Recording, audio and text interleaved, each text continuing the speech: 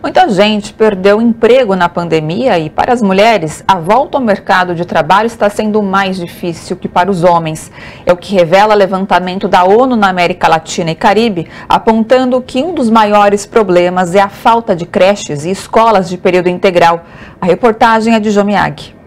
Hoje, Gilvânia produz e vende tapiocas. Antes era vendedora em loja de roupas. Ela desistiu de procurar emprego na pandemia e até mesmo agora, quando o pior já passou. Eu fiquei em casa por quase 3 meses e pouco. Foi super difícil, né? Aquela luta sobre o auxílio emergencial, se era 200, se era 600. Então foi super difícil essa parte, né? Essa parte da minha vida.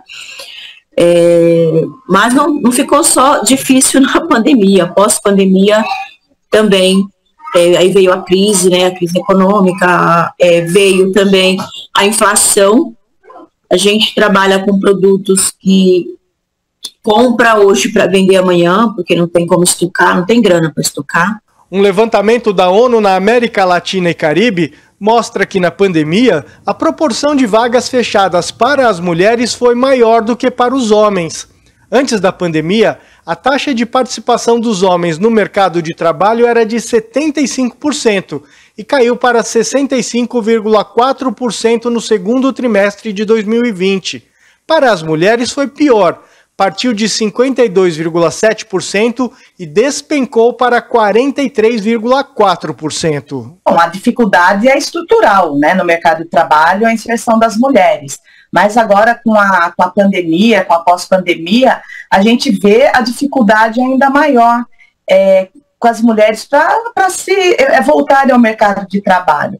Mas a gente vê que não é somente na questão da pandemia, a gente vê a questão também de uma política de austeridade fiscal muito forte. Isso impacta diretamente a vida das mulheres. A falta de políticas públicas é agravante no nosso país. E a retomada dos empregos também está sendo desfavorável às mulheres. A taxa masculina de desemprego caiu de 10,4% no fim do segundo trimestre de 2020 para 6,9% no fim do primeiro trimestre de 2022. Houve redução de 3,5 pontos percentuais.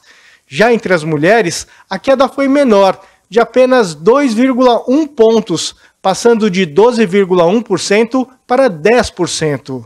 Uma das razões, né, nisso que as pesquisas mostram, é que as mulheres acabam concentrando o que a gente chama de economia do cuidado. As mulheres são responsáveis pelo cuidar do lar, da família, de um idoso, de uma criança, que seja, e no período da pandemia, a economia do cuidado, ou esse trabalho do cuidado, se tornou essencial, porque muitos serviços que faziam o cuidado tiveram que fechar, como creches, escolas, enfim.